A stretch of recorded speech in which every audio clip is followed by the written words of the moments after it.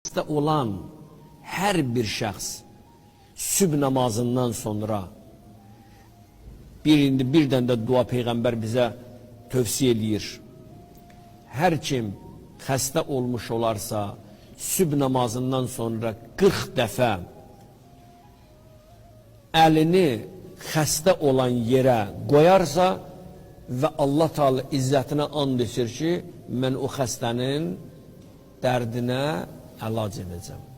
Hansı yer ki, insanın başı ağrıyır, məsələn, sübh namazından sonra və ola bilər digər günortadan sonra və yaxud bu 24 saat ərzində insanın bədəninin bir yeri ağrıya bilər.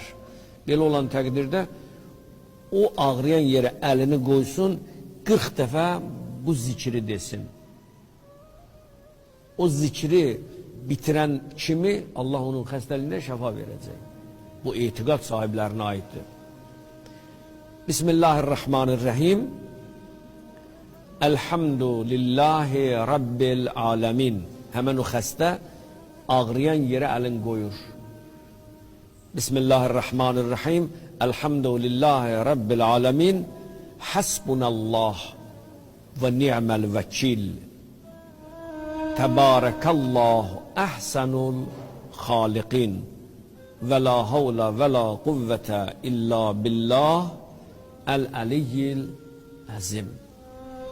Bunlar çox sınaqdan keçmiş, həddindən artıq mükəmməl bir duadır ki, təcrübədən və sınaqdan keçmiş dualardır ki, hər kim bu dualardan istifadə edəcəksə, Allah ona şəfa verəcək.